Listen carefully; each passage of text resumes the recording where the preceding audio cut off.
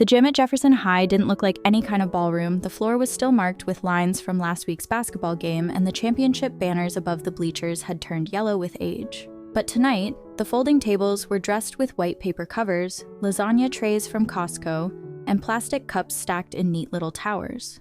Parents were checking raffle tickets taped to paper bags. The place smelled faintly of coffee and store-bought sheet cake. Near the end of the buffet line, Nora Alvarez tried to disappear into her oversized blazer. It was second-hand, one shoulder seam a little loose, but it was all she had. She smoothed the lapel over a faint stain, hoping no one would notice. Someone noticed. They always do. A man in a tuxedo jacket, holding a glass of wine he'd probably brought from home, leaned back in his chair. Is there a dress code here, or can anyone just show up looking like that? His voice carried across the tables, practiced in the art of embarrassing someone publicly. A few people laughed, short and sharp. Phones came out, red record lights blinked. Nora froze. Her paper plate trembled in her hand until she set it down. She thought about leaving before she made it worse. Then it happened. From the far side of the gym, a man in a Navy EMT polo walked over. His boots were worn, his shoulders tired from a day of lifting stretchers and carrying equipment. He didn't raise his voice. He didn't look at the phones. He simply placed a cold bottle of water on the table in front of Nora, pulled out the empty chair beside her, and said with quiet certainty, "She sits with me." The gym went silent, forks hovered above plates, chairs creaked, but no one spoke. Even the laughter died on the spot. Nora's breath caught in her chest. She didn't know this man. Not really, but in that moment, it felt like someone had finally stood between her and the crowd.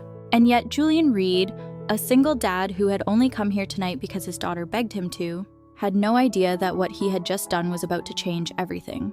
For a moment, the whole room felt caught between breaths. Forks hovered in the air.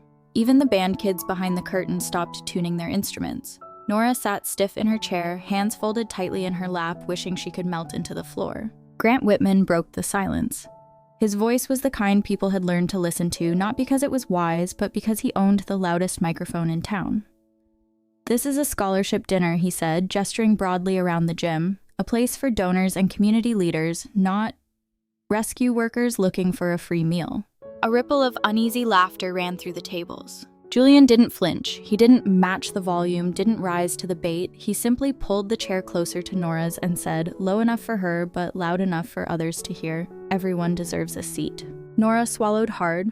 Her first instinct was to stand up, to leave before the humiliation got worse, but then she felt the quiet weight of his words settle over her, grounding her in place. Grant wasn't finished.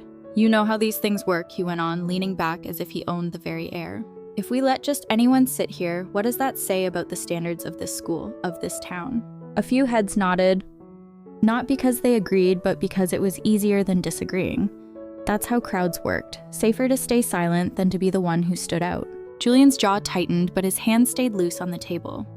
He turned to Nora, passed her a napkin, and said in the same steady tone, "You don't have to go anywhere. Not tonight."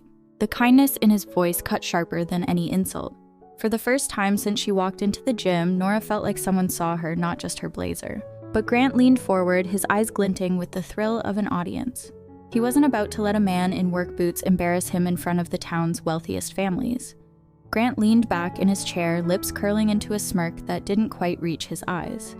"Look around," he said loudly enough for the nearest 3 tables to hear. "This isn't a potluck in somebody's backyard. This is where real money decides real futures, and if someone shows up wearing a thrift store jacket, what message does that send to the kids we're raising?" A couple of people chuckled nervously, not because the joke was funny, but because laughter was safer than silence. One woman at the table pressed her phone a little higher, the red light still blinking. Nora's face burned. She tried to shrink smaller in her seat, wishing she could disappear behind the paper centerpiece. She whispered, "Maybe I should just go." But Julian shook his head, calm as ever. "No," he said quietly but firm.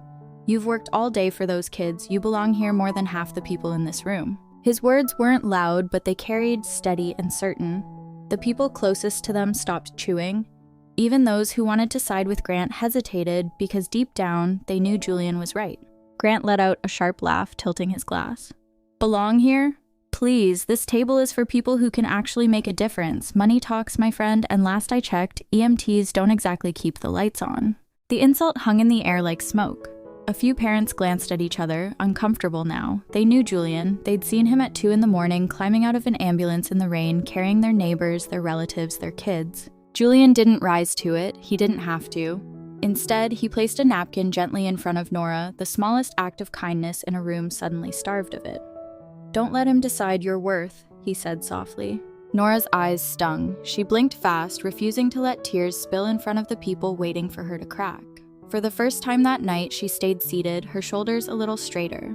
And that was when another voice cut through the tension, a voice softer, more careful, yet carrying its own weight. From the head table, Elise Kincaid, the woman everyone knew as the face of the scholarship fund, turned her head and spoke for the first time. "Excuse me," she said, eyes fixed on Julian. "What did you say your name was?" Julian lifted his head. For the first time that night, his eyes met Elise's across the tables. His voice was steady, almost quiet, but clear enough for the room to hear. "Julian Reed." The name lingered in the air. Elise blinked, as if the sound of it stirred something deep inside her, something she hadn't thought about in years. A faint image flickered in her mind, smoke, sirens, a stranger's voice telling her it was going to be all right. She pressed her hands together tightly, forcing herself back to the present. Grant gave a short, dismissive laugh. "Julian Reed," he repeated, drawing out the syllables as if they were meaningless. "Well, Julian, this isn't a shift at the firehouse or a coffee break at the ambulance bay. This is where people with actual influence decide how to shape the future. And trust me, your name doesn't buy you a seat here." The words cut sharper than he intended. The gym grew heavy with silence. Some parents shifted in their seats, others kept their eyes on their plates, embarrassed for him but unwilling to say so. Julian didn't answer right away. Instead, he turned back toward Nora, unfolding a napkin and setting it gently in front of her plate. "Don't let him scare you off," he said softly so only she could hear.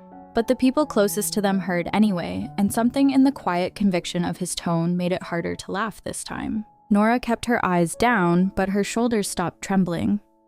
She wasn't alone anymore, and that fact alone was enough to hold her in her chair. Elise sat still at the head table, her silver bracelet glinting under the gym lights. Her pulse quickened. She didn't know why this man's name unsettled her, or why the calm authority in his voice sent a shiver of recognition down her spine. But she couldn't ignore it.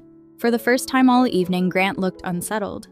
He glanced at Elise, waiting for her to back him up, to laugh along, to put this working-class stranger back in his place. But Elise said nothing. She just stared at Julian, searching his face, trying to place the memory that refused to surface fully. Elise sat frozen at the head table, the chatter around her fading into a dull hum. The name Julian Reed echoed in her mind like a half-forgotten melody. She pressed her thumb nervously against the thin silver bracelet on her wrist, the one she wore more out of habit than style. A memory stirred, 8 years ago. A winter night, smoke curling into a black sky, the crackle of flames consuming her family's old house. She had been coughing, clutching her little brother's hand when a stranger's arms lifted the boy away. She remembered the heat on her skin, the sound of someone's voice steady and calm in the chaos. "He's breathing, you're safe now." Her chest tightened. Could it really be him? At the table, Grant kept talking, throwing out numbers and donations, as if money could cover the growing unease in the room. But Elise barely heard him. Her hand slipped into the pocket of her purse. She brushed against the small, worn object she had carried for years. A faded hospital wristband, blue ink smudged but still legible. Her brother's name, her family name, and the date of the fire. She clenched it in her palm under the table, her pulse racing. She had never told anyone outside her family about that night. The man who saved them disappeared before she could even say thank you. All these years, she had wondered if she'd ever see him again. Now, staring at Julian Reed across the gym, she felt the weight of that possibility pressing down on her. Her voice caught in her throat, so she said nothing, but her eyes lingered on him, searching, testing, almost pleading for a sign. Julian shifted in his seat, leaning back as if to give Nora some space. As he did, a clatter broke the silence. His keyring slipped from his pocket and landed on the table with a dull metallic sound. Nora reached instinctively to hand it back, but before she could, Elise's eyes locked on it. Among the ordinary house and car keys was one that didn't look right. The metal was warped, blackened along one edge, as if it had been licked by fire years ago and never quite recovered. Elise's breath caught. Her mind flashed to that night again. The front porch collapsing, a set of keys glinting on the steps, half melted by the flames. She had seen them fall from the man's pocket as he carried her brother to safety. She remembered thinking, he left even his own life behind in that fire. Now here they were, lying in front of her in the fluorescent light of a high school gym. Julian scooped the keys back into his hand without a thought, sliding them into his pocket like they were nothing more than tools for his day. To him, they were just part of a life he'd carried forward, scarred but steady. To Elise, they were proof. Her hand gripped the hospital wristband inside her purse so tightly her fingers ached. She looked around the gym, at the faces whispering, at Grant smirking smugly, at Nora sitting stiff but refusing to leave. None of them knew what she now suspected. The man being mocked for not belonging to school was the same man who had once carried her family out of the fire. Her heart pounded as she tried to steady her breath. How could fate have led him back here, of all places, on this night? The air in the gym felt heavier now, as if every whisper and side glance was waiting for someone to end the standoff. Grant still wore his smug grin, though it wavered at the edges, while Nora kept her eyes fixed on the napkin Julian had given her, clinging to that small act of kindness like a lifeline. Elise couldn't sit still any longer. Her chair scraped softly against the floor as she stood, the sound slicing through the quiet hum of the room. Conversations hushed. All eyes turned to her, the woman who controlled the scholarship fund, the one person whose opinion could shift the weight of the entire evening. Her voice was softer than she intended, but steady. "Julian Reed," she said, as if testing the name again on her tongue, then louder. "Do you remember a fire on Lincoln Street 8 years ago?" The words hit like a dropped glass. The room stilled. A few parents leaned forward, confused. Grant blinked, his confidence faltering, clearly unprepared for this turn. Julian didn't answer immediately. His gaze met Elise's, and for a moment something unreadable flickered in his eyes. Then he gave a single nod. "I remember." Elise pressed her hand to her chest, her breath uneven. Memories surged. Smoke, a stranger's hands lifting her brother, the sound of his calm voice in the chaos. She had spent years searching for him in her mind, not knowing if he was real or just a guardian her fear had invented. But here he was. "My brother," she said, her voice breaking slightly. "You carried him out. You saved his life." The gym erupted in murmurs, chairs shifted, parents exchanged startled looks. Nora's head snapped up, her eyes wide. Even the kids behind the curtain peered out, sensing something bigger than the fundraiser was unfolding. Grant tried to recover, forcing out a laugh. "What are you saying, Elise, that this man—" He gestured at Julian with disdain. "Oh, was some kind of hero? Come on, anybody can tell a story." But the smirk was gone from his face, because the way Elise was staring at Julian with raw gratitude and something close to awe, made it clear she wasn't telling just any story. For a heartbeat, no one dared to breathe. Julian sat quietly, his hands folded on the table, his expression unchanged. He didn't ask for attention, didn't defend himself, didn't even glance at the phones still recording from the corners of the room. Elise's voice steadied as she turned to face the crowd. "This man," she said, her hand trembling slightly as she gestured toward Julian, "is the reason my brother is alive. 8 years ago, when our home went up in flames, he ran inside. He carried us both out. And before I could even thank him, he disappeared." The whispers grew into waves of shock. Some people gasped softly, others lowered their eyes, ashamed of the laughter they had joined in only minutes before. Nora's throat tightened. She looked at Julian differently now, not just as the quiet EMT who had stepped between her and humiliation, but as someone who had already carried heavier burdens, who had proven with his actions what real worth looked like. Grant's smirk collapsed completely. He opened his mouth, then closed it again, searching for words that wouldn't come. For once, his money and his influence had nothing to stand on. Elise drew in a shaky breath. "If there's anyone in this gym who has earned a place at this table," she said, her voice rising with conviction, "it's Julian Reed." For a long second, silence hung in the air, then slowly, one by one, people began to clap. Not the polite claps of a fundraiser, but the kind that carried weight, the kind that meant something.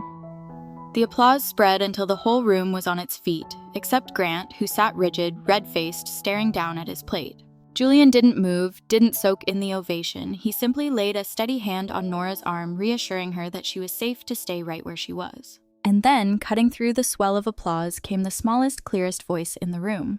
"Daddy?" Every head turned toward the back of the gym, where a little girl with a crayon box in her hands had stepped out from behind the curtain.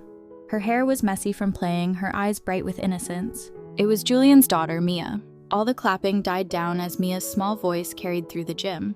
She walked forward slowly, her sneakers squeaking on the polished floor, clutching her crayon box like it was the most important thing in the world. "Daddy," she said again, eyes wide as she looked at Julian. "Can I give this to her?" The crowd parted instinctively, watching as the little girl skipped up to the table where Nora sat frozen. Mia pulled out a bright sticker she had made earlier, crooked letters in marker that read, "Thank you, Ms. Alvarez." She peeled it carefully and stuck it to the edge of Nora's chair, right above the paper sign that said reserved. Nora's lips trembled. She covered her mouth, overwhelmed by the small act. In a room full of judgment and wealth and whispered cruelty, this child had done what no one else dared. She gave her a place openly, proudly. The gym grew still. The same parents who had smirked or stayed silent now sat with lowered eyes. A few shifted uncomfortably, realizing how quickly they had sided with the wrong kind of power. Julian reached for Mia's hand, his expression calm, almost humble, as if the ovation, the stares, even Elise's revelation hadn't changed him at all. To him, it was simple. You protect people when you can, you give them a seat when no one else will. Elise blinked back tears. She had spent years carrying the weight of gratitude she could never deliver.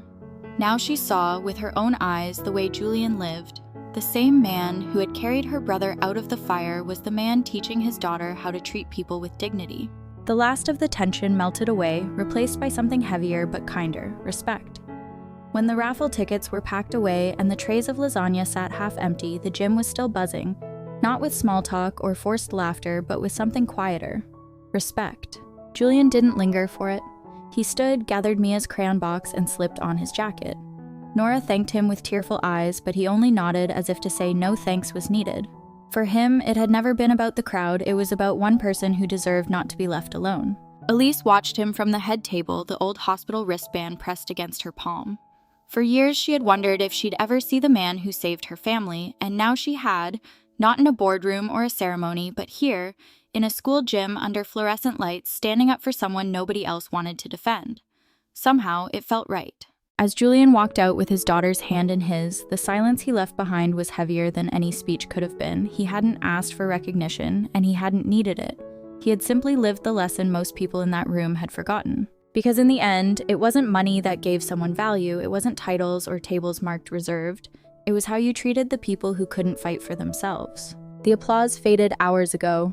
The sting of shame would fade too, but what stayed with everyone who had been in that gym was a single ordinary truth. Sometimes the quietest person in the room shows you the loudest meaning of dignity. Question to the audience, do you believe respect is worth more than status? And that one small act of courage can change the way an entire crowd sees the truth?